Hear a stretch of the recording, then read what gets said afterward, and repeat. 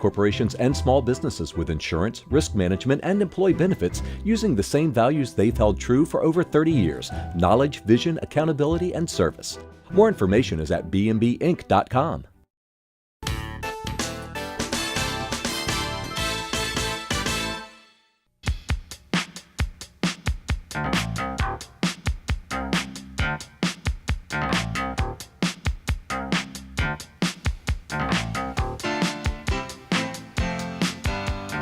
Good evening, I'm Errol Laborde.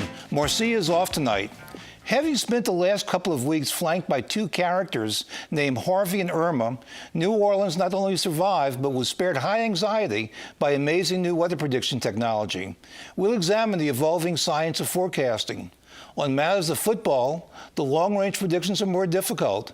Nevertheless, as the new Saint season begins, we'll look for the highs and lows. Elsewhere, we'll gaze towards Baton Rouge, where there is calm between sessions, but where there are always storm clouds in the distance.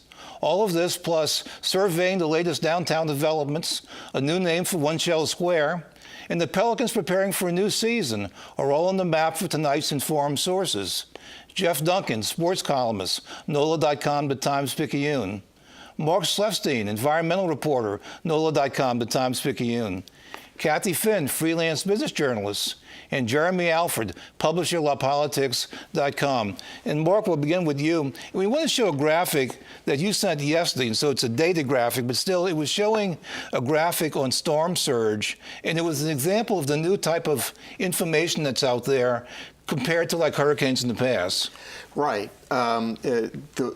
The National Hurricane Center and the Hurricane Research Division and the National Weather Service have all attempted to really improve the way that the public can understand the risks that are involved in hurricanes, and that graphic is a good example of it. It's a day old. Some of those yellow areas that show maybe greater than 6 feet of water now are red. So greater than 9 feet of water in the Homestead area of Florida that is expected over the next 72 hours. That's a new way of looking at things, seeing what the risk is for you personally in your own neighborhood.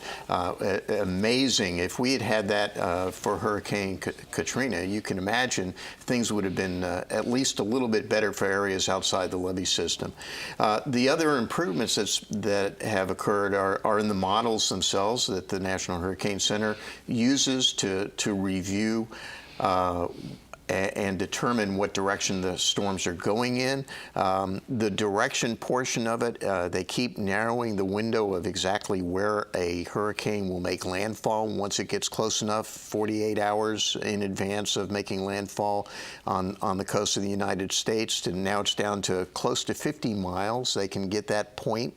A storm like this, that doesn't really matter because it's so huge. The most important thing that they're looking at is intensity. They're less able with the modeling to be able to figure out what that intensity is, but with a storm like Irma, it's really not going to make a difference. We're talking about a huge hurricane that is going to have major hurricane force winds above 130 miles an hour when it makes landfall, and still will be a hurricane by the time it gets to Gainesville, Florida, 2/3 of the way up the Florida Peninsula. Mark, about a week and a half ago, when this thing wasn't too far off the coast of Africa already, and they were being very, very cautious, but they were saying it's most likely going to go across, go to the Lesser Antilles, and then turn towards Florida in that direction. Again, being cautious, but they had that much of a grasp of it. So right. What information was there at that point? Well, again, they've been developing these models, and there's a myriad of different models out there. And the idea of the forecaster is that it's basically an art. They have to look at all the different model runs and figure out which ones are working in what parts of the Atlantic and which ones work better closer to the coast, and figure out whether or not they're keeping on track. And they're capturing data from everywhere, from new satellites.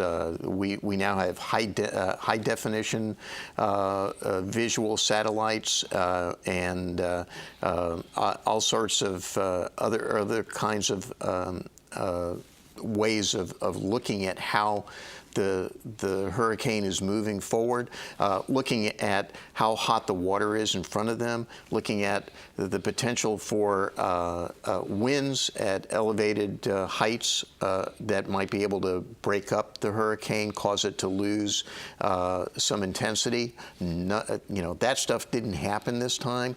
You had hot water in front of this hurricane going the whole way that basically acts as an engine to continue to keep it growing, and you didn't have any winds blowing off its tops to reduce its intensity, so it just kept growing and growing and growing, and it's now at the point where if it runs into something, that something that it runs into might help reduce its intensity, but it's not doing that much either. Even though it hit, some speed bumps with some of the islands out in the Caribbean, it's not hitting major islands that have mountains on them to slow it down.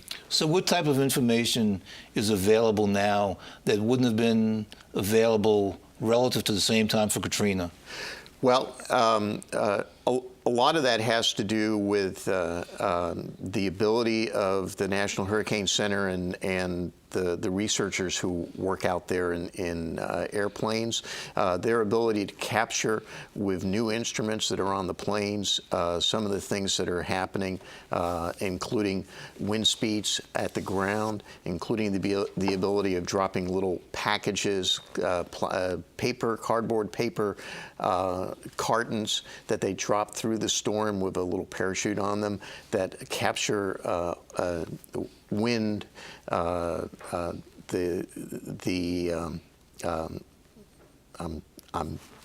messing this up here.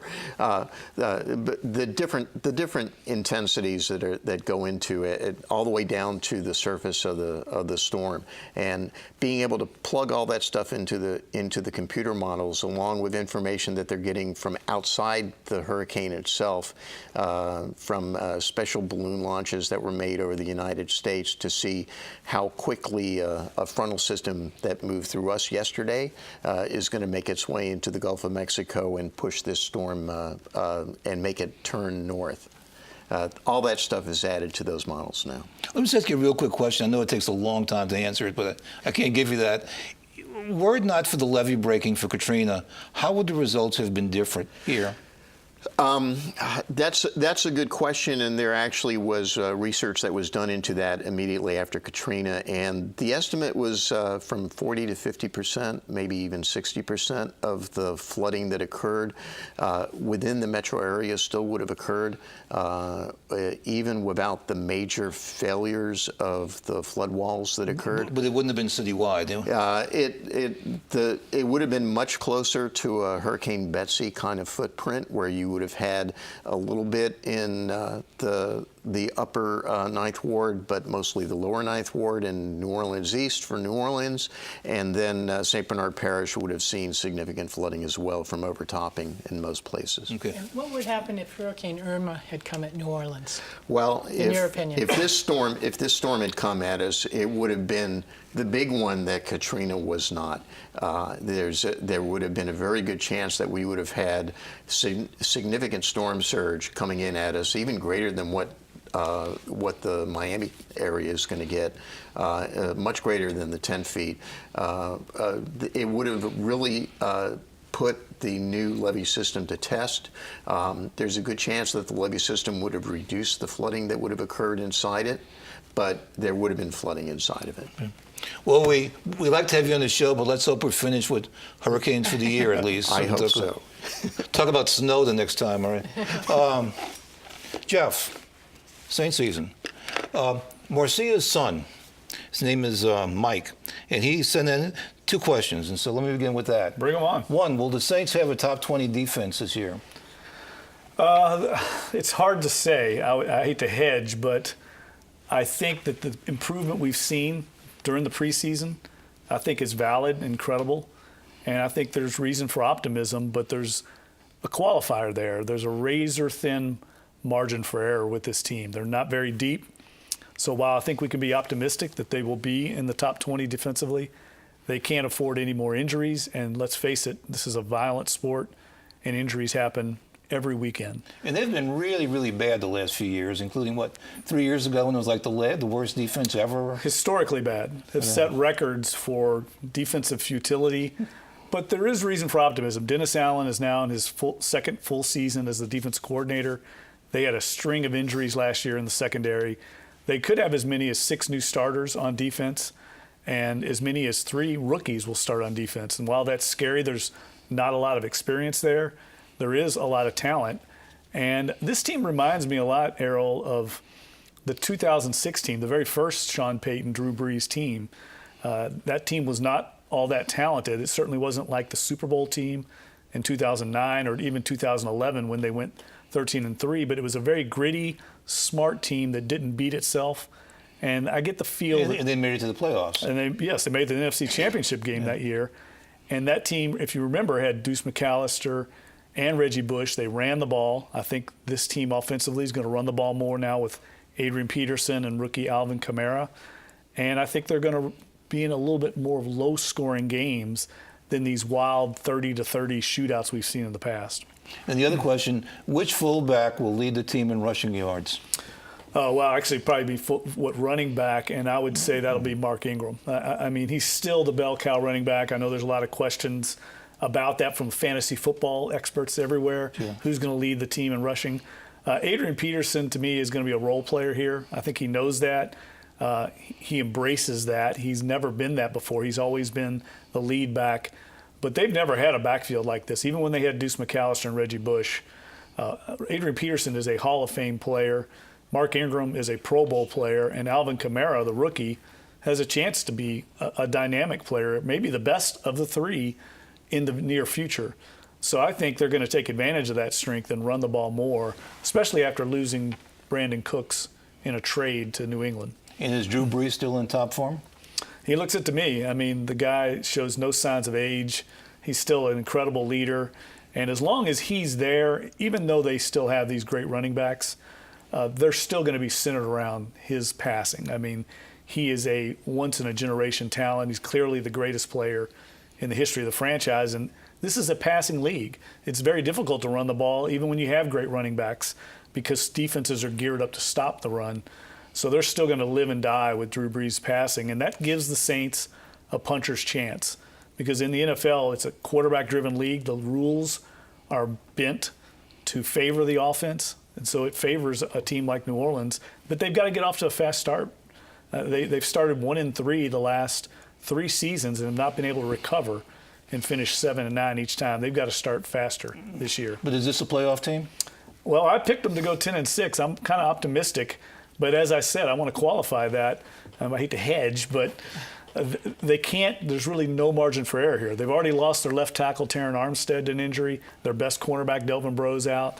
If Drew Brees goes down for any period of time, I don't think they have a chance to recover from that. But I like what I see. I like the locker room, and I like the mental makeup. I think this is a mentally tough team, and that's why I give them a chance if they can get through the first quarter of the season to make a run, because the schedule lessens in difficulty as we get to midseason. It's like predicting hurricanes. You can never say for sure that it's going to make that last-minute turn to the right. No one knows. Unless you ask Mark, he could tell you. Nobody knows. Even the players know. The players and coaches don't know. That's what makes it so interesting every year. Who would have thought the New England Patriots would open up their season and get drubbed at home by the Kansas City Chiefs? All right. Well, Kathy, you did the column, and you talked about some of the new developments going on uptown. And it's pretty exciting. I mean, there's some really interesting ideas out there. Yeah, I think it's kind of a measure of how much activity there is that you don't hear about necessarily all of the projects that are happening. It's not a situation where if something's going on, everybody knows about it. We all know that, there's still the World Trade Center project that we think is coming sometime soon. We don't know. And, of course, the domain companies that have developed so much of downtown area with the residential projects, the apartments and condominiums and that sort of thing, taking up several block areas. I mean, that's been a massive development for some time. And they have the latest building is called the Standard, and that's currently underway. It's almost like being in another town. If you It left is New almost Orleans and you went down there, you'd say, where am I? It's almost a city within a city. But in addition to those that you do hear about, there are others. There, for instance, in the Warehouse District, where you would think there's hardly anything left to be developed, there are apartment buildings being developed in older buildings. There's a 50-unit building going up, I believe it's on Howard and Barone Street. There's one over on Loyola. I think that's about 200 units that is proposed or is planned there. These are for older buildings or even warehouses that were existing before.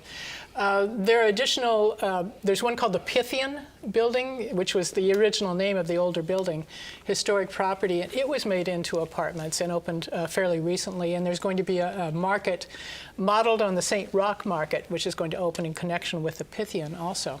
So there are projects like that going on. In addition, we have on Canal Street, there's a hostel, I think I've talked about it a little bit before, being developed by an international hostel company, and it's they're taking up space in an older Canal Street building right there at the corner, catty-cornered from the Sanger Theater in the entertainment district, as they call it over there. So the upper floors of that building have been out of service for a long time, and they're going to be completely revamped into this fairly upscale hostel. In addition, we had the Nopsey Hotel that opened not long ago, and again, a remake of a historic property, and I think there will be more coming in time. Most of this is centered around either tourism or the residential population. Nopsey Hotel is a very nice building. I walked through it and I was surprised. They did a really terrific job, and it's quite a luxury. So there's good life downtown. Okay. Yeah, there's a lot of activity. Jerry, let's talk politics. We have a potpourri here, a lot of different topics. First of all, the mayor's election in New Orleans. You've been following it. What are you learning? Yeah, the most recent news comes from the sitting mayor, Mitch Landrieu.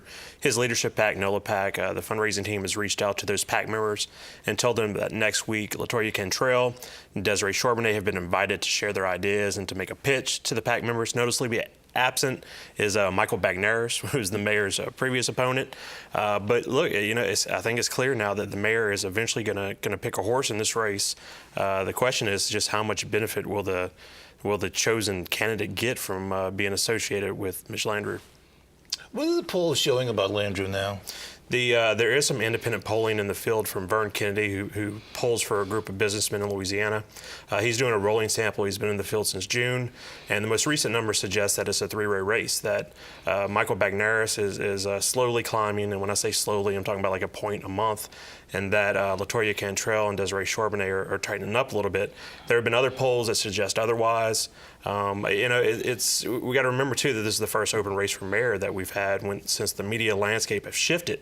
You're not going to see the same amount of money put into TV as social media compared to social media. So there are some question marks hovering around the race, and it's still developing. We've got to remember we just crossed Labor Day, and Labor Day is the unofficial start of Louisiana's campaign season. But how about Landrieu's popularity? The last time I saw some favorables, the mayor was practically upside down in terms of favorables and unfavorables. I think that's the case with most outgoing top elected officials, whether it be a governor or a mayor. Okay. Now, some people may not be familiar with his PAC, but he started a couple of years ago. Right. A PAC where he raises money and he gets together and he endorses candidates. Didn't he contribute to the mayor's candidate in Baton Rouge? Or? Oh, I can't recall. Okay. But, the money for NOLA PAC, the seed money came from mostly PACs. What we're seeing now is a lot of Democratic names, Fayard, Herman, Riley. But what's most interesting, his spring report, most recent report, shows little tiny donations from all across Louisiana and even outside of Louisiana. I think a lot of that probably came in during the Confederate Monument debate. Okay. Now, we have a state treasurer's race going on. We do. That's a special election to replace John Kennedy. And like I said, Labor Day is the unofficial start, and we have seen that start.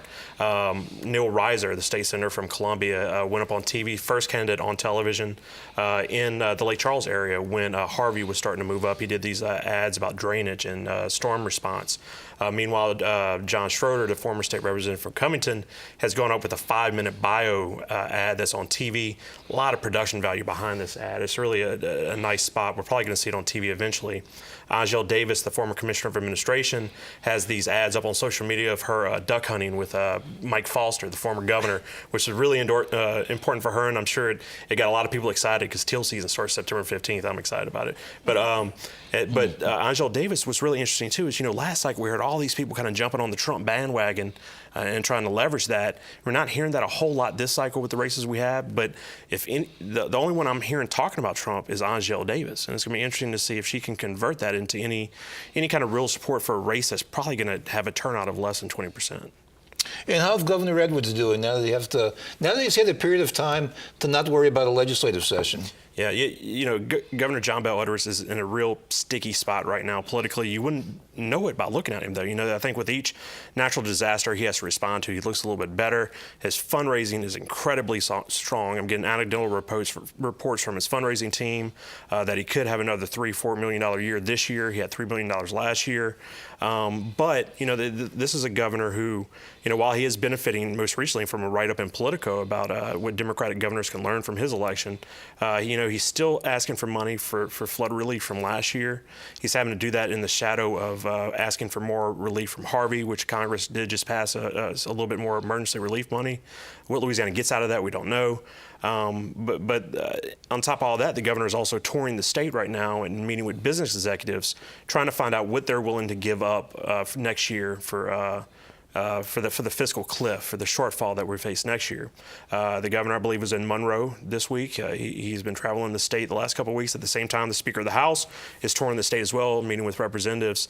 And the word from them doesn't sound like they're comfortable with taxes at all. Okay. Let's go back to Kathy. There's an interesting name change going on downtown. Tell us about it. Yeah, actually, I think it will occur next year. But it's one of the highest profile buildings, actually, literally the highest, tallest building in the state, One Shell Square.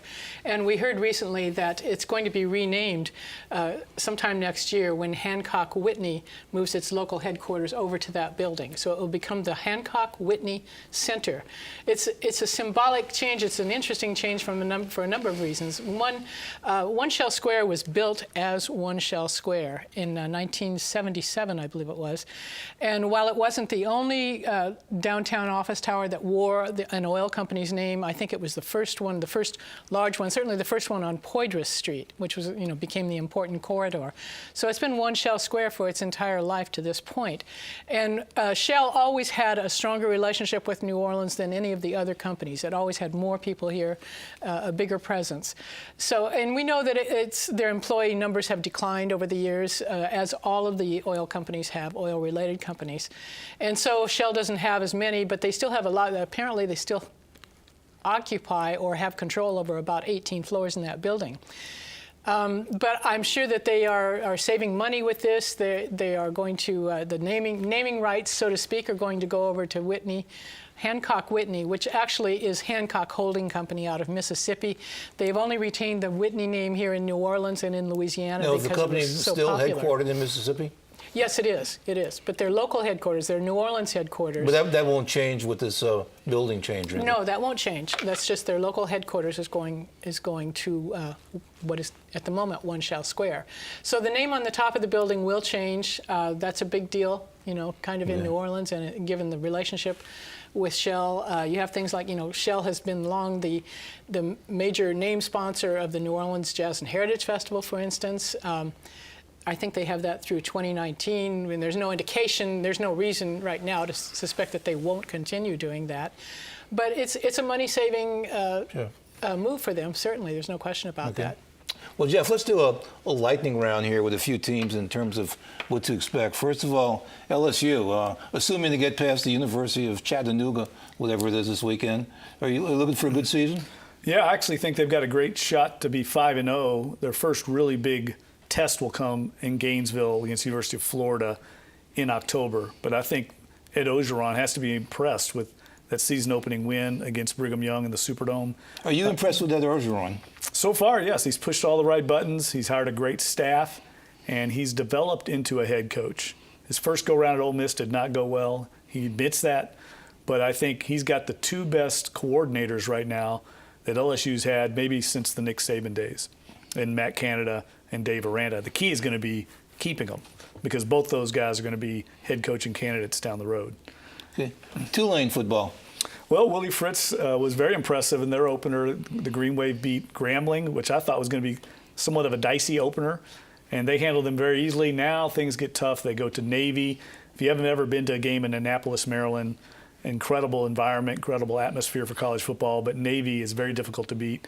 I think Tulane could have a better team this year than they had last year in Fritz's first season, but have the exact same record or maybe even worse because the schedule is more difficult. They've got Oklahoma coming up on the road.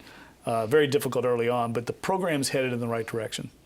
And meanwhile, there's the round balls as the Pelicans get ready. Are you encouraged by what you've seen during the offseason? Well, yes. Rajon Rondo, the point guard signing, was critical for them. Unfortunately, he went to the University of Kentucky, and I'm a University of Louisville graduate, so they got way too many Kentucky players on the team for my liking. But look, they had a setback recently. They just lost Solomon Hill to a hamstring injury, a fluke injury in the offseason, and he's going to be out for months now. It seems like the injury bug just continues to hound this franchise, and they're going to have difficulty replacing him. He's a role player. He's kind of a glue guy, as they say. He's not central to what they do with Anthony Davis and DeMarcus Cousins, but nevertheless, this team has not been able to escape that. And this is a critical year. I mean, they've got to get in the playoffs and build some momentum and enthusiasm, or else it's going to be the end of the line for the entire front office, Dell Demps, the general manager, and Alvin Gentry, the head coach. Okay. What should we be looking forward in the future? Well, Thursday, the city of New Orleans submitted a bid. They were one of 41 cities in North America to bid to be one of the host cities for the FIFA World Cup in 2026. They'd have those soccer matches at the Superdome. In the fall, they'll winnow the list down to 25 cities. Be a great boost for the city of New Orleans, especially with the increased Latino population here, to get some really world-class soccer in New Orleans. Okay. And more? I think what we're going to see in the aftermath of this hurricane coming in Florida is that a lot of the Florida coastal areas are going to be begging for help in rebuilding their beaches. That's going to be a big push for dredges that may affect New Orleans and Louisiana's efforts to use dredges for coastal restoration in the next couple of years. So we should be looking at that to see what effects that will have on the coastal restoration program. Interesting. Kathy?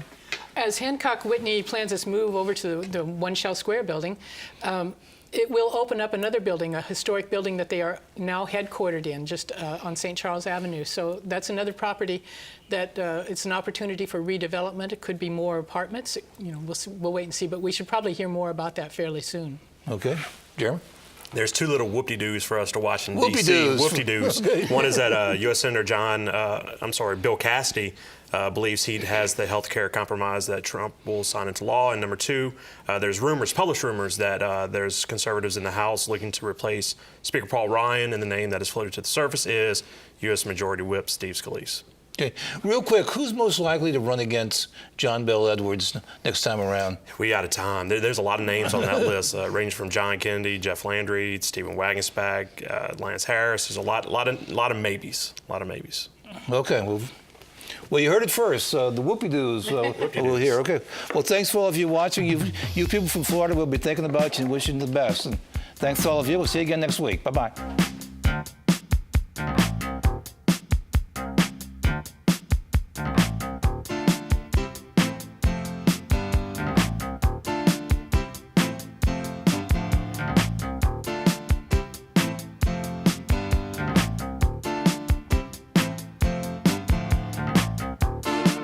The firm of Bowen, McLeod & Britt helps both large corporations and small businesses with insurance, risk management, and employee benefits using the same values they've held true for over 30 years: knowledge, vision, accountability, and service. More information is at bmbinc.com.